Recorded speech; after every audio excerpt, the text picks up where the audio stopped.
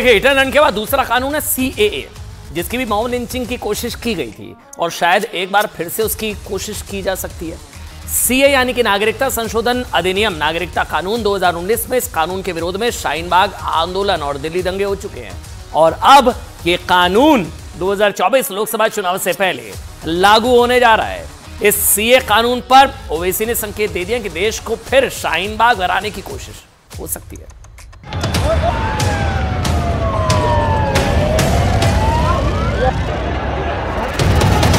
CA इस देश का कानून है, इसको कोई रोक नहीं सकता, सबको नागरिकता मिलने वाली।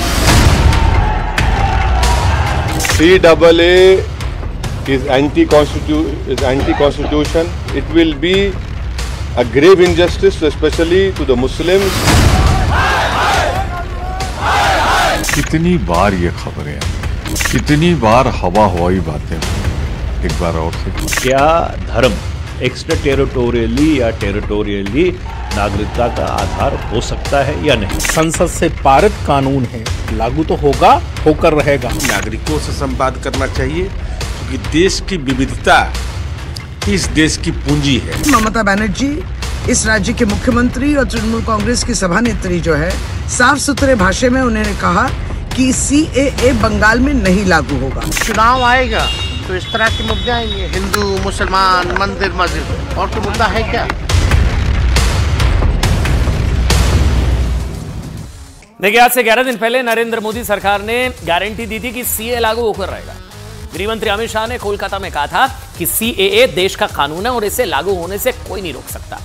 और आज की बड़ी खबर यह है कि मोदी सरकार 2024 के लोकसभा चुनाव से पहले सीएए कानून की गारंटी भी पूरी करने जा रही है। अच्छी खबर है, गुड न्यूज है।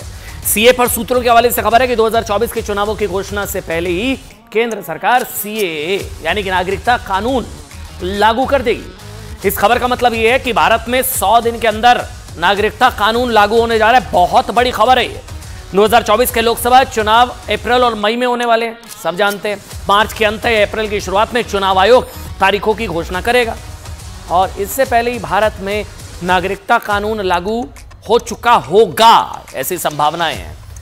अब क्या है ये नागरिकता कानून? बहुत डराया ना कुछ लोगों ने इसको लेकर, इसकी भी मॉब लिंचिंग की कोशिश की गई थी। ये वही नागरिकता कानून है जिसके खिलाफ शाहीन बाग आंदोलन के जरिए दिल्ली को 55 दिनों तक बंधक बनाकर रखा गया था, याद है? दंगे हो गए थे दिल्ली में, भीषण दंगे हो गए थे, लागू नहीं होना चाहिए।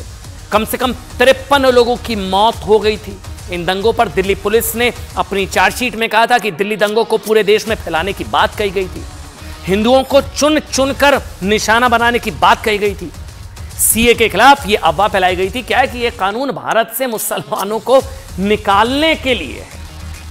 सच यह है कि नागरिकता कानून किसी की नागरिकता छीनने का नहीं। आप समझिए, सीएए का भारतीयों से कोई लेना देना ही नहीं है, यह नागरिकता देने वाला कानून है सीएए।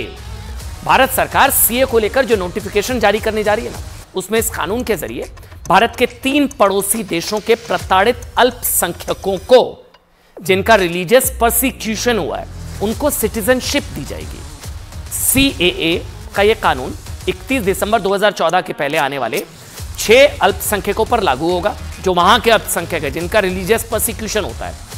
इस कानून के जरिए पाकिस्तान, बांग्लादेश, अफगानिस्तान के प्रताड़ित वहां की माइनॉरिटी को, जो कि हिंदू हैं, सिख हैं, पारसी हैं, जैन हैं, उनको नागरिकता मिलेगी क्योंकि उनका वहां प्रताड़ित उनको किया जा रहा है।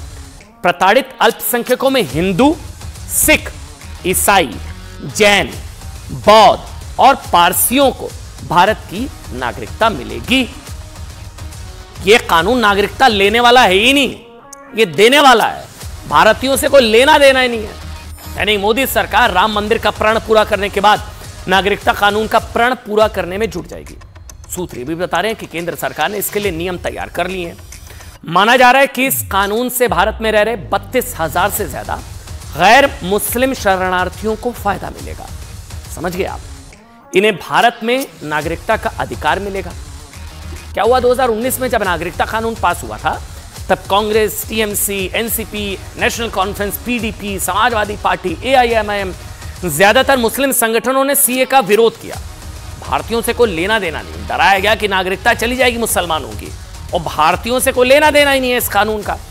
पड़ोसी मुस्लिम देशों के प्रताड़ित गैर मुसलमानों को, गैर मुसलमान छोड़िए, वहां का जो माइनॉरिटी है उनको नागरिकता का यह कहकर विरोध किया गया था कि यह देश की सेकुलर छवि और संविधान के खिलाफ है। इस कानून के विरोध में मांग की गई थी कि अगर पड़ोसी देशों के गैर मुसलमानों को नागरिकता दी जा सकती है तो घुसपैठिए रोहिंग्या और बांग्लादेशी मुसलमानों को क्यों नहीं। अब पाकिस्तान के मुसलमानों की गारंटी कौन ले कौन ना ले, लेकिन अगर हिंदुओं का रिलीजियस परसिक्यूशन हो रहा है वहां पर, उनको तो लाना पड़ेगा ना। अब जब मोदी सरकार सीएए पर अपनी गारंटी पूरी करने जा रही है ना, तभी उसी तरह से देश के मुसलमानों को भड़काने की कोशिश शुरू हो चुकी है। कांग्रेस कह रही है कि यह चुनावी हथकंडा है, टीएमसी कह रही है कि देश का कानून बंगाल में लागू नहीं होने देंगे, ममता कह रही है लागू नहीं होने देंगे बंगाल में। ओवैसी वही डर की दुकान खोलकर बैठ गए। यह कानून मुसलमानों के साथ घोर अन्याय है, भारत के मुसलमानों से कोई लेना देना नहीं है सीएए का। सुन लीजिए क्या पॉलिटिक्स हो रही है। CAA is anti-constitution. It will be a grave injustice, especially to the Muslims.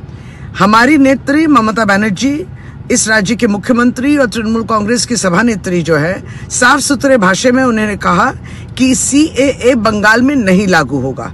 Bengal के लोग भारतवर्ष के नागरिक हैं। It's very clear for all these years since the law has been passed, the rules were framed, we were told, but they were not notified. Clearly, they want to notify these rules just before the election, to use this as a political weapon.